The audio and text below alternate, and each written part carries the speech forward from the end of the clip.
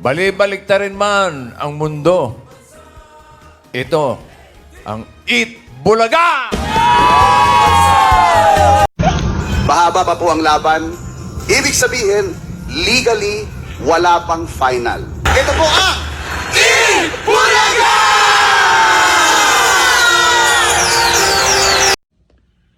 Well, I don't expect respect from respect.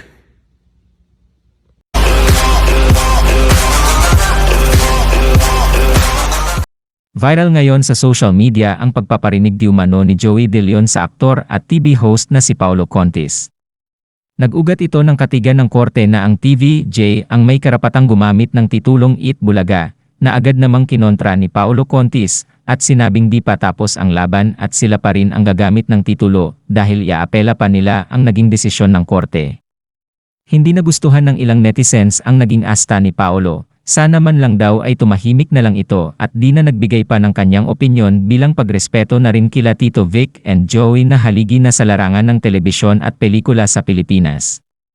At alam naman daw ng lahat na ang TVJ ang totoong nagmamay-ari ng titulong Eat Bulaga, may korte man o wala, pero gaya nga ng naging post ni Joey, di na niya inaasahan pa na makakatanggap sila ng respeto mula sa mga fake na tao. Magpahanggang ngayon ay umaani pa rin ng pambabatiko si Paulo Contis dahil sa kanyang naging pahayag. Ay, ano naman masasabi mo tungkol kay Paulo Contis? Ikaw nga, ang mano dito, bumangka. Eto nga tong si Paulo Contis na hindi siya nakipagkilala at hindi niya pa siguro nakikilala ang salitang respeto kahit ilang beses niya nadaanan, hindi niya ni-istapan, dinidedma niya. Ito po ay nag-ugat sa pakiusap po ng Tito Vic and Joey at ni Attorney Buco de la Cruz nang mapasakamay po nila ang desisyon ng IPO Philippines na sila po ang kinatigan dahil sila naman po talaga ang tunay na nagmamay-ari ng titulong Eat Bulaga at EB, yung titulo. Pero iba po kasi ang ginawa na naman kahapon nitong si Paulo Contis.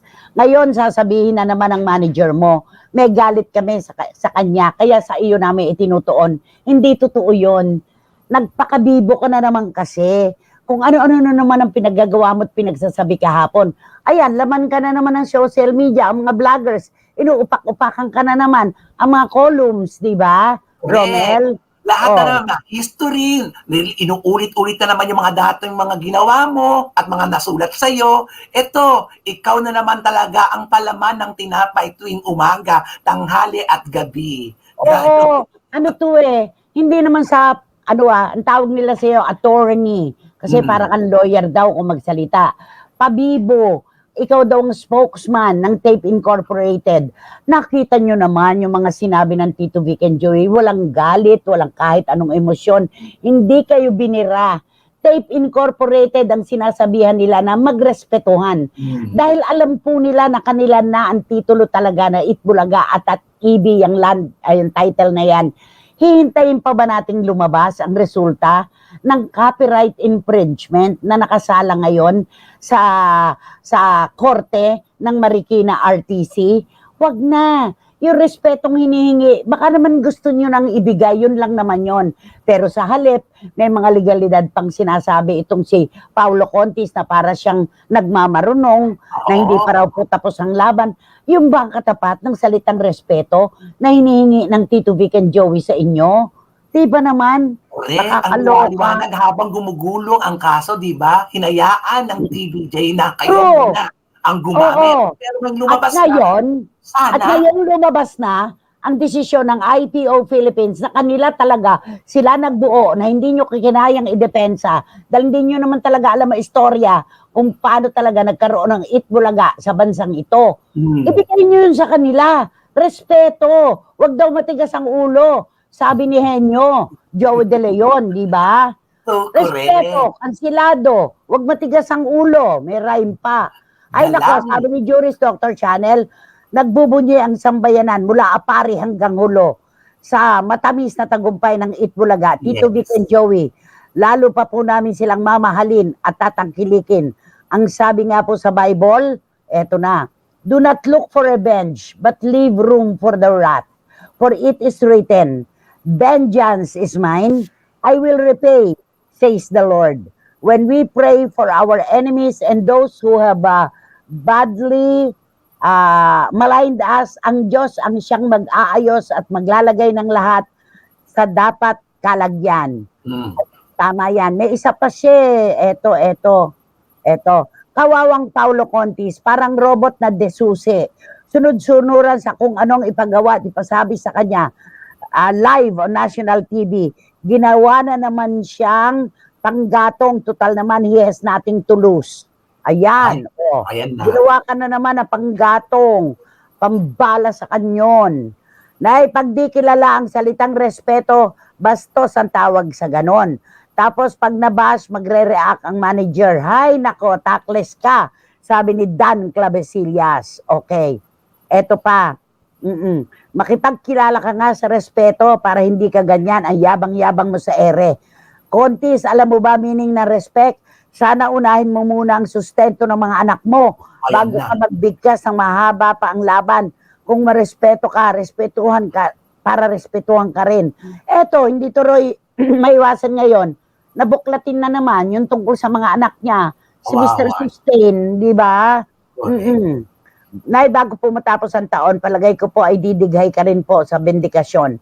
Sa totoo lang kasi tayo, of course, Nay, dito lang po kami. Tama ka, Mayang, Lara May Abrigo, maraming salamat. Nay, may common denominator ang Tape Bulagta at si Boy Sustain.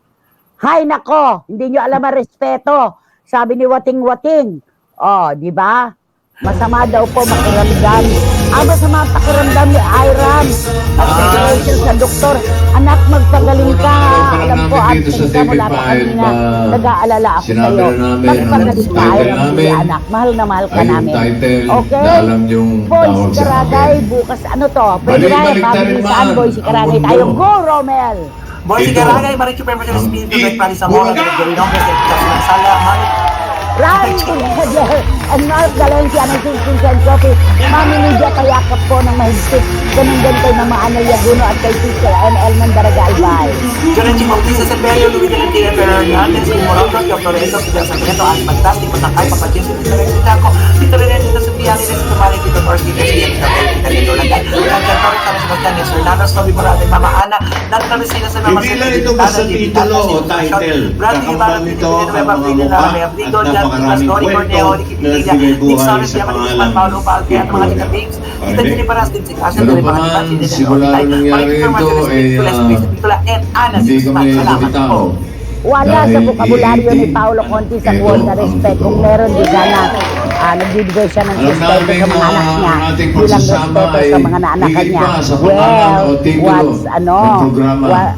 Pero ang what do you development na expect ito, from a Dabarkans, dad? ay panibagong inspirasyon Ay, nako, para Tita Julie Paras. patuloy Ito pa. na Nako, hindi niya alam ang magbigay spelling ng na isang respeto. libot, isang tuwa. Siyempre, James Vincent Navarrete, Namadang, salamat po. Ninang Florio Estrada, Alvin ng Pilipino ng Talas, Live Festival, and Iconic. Ang mga ninong at ninang Tito Henry and Let's tell you.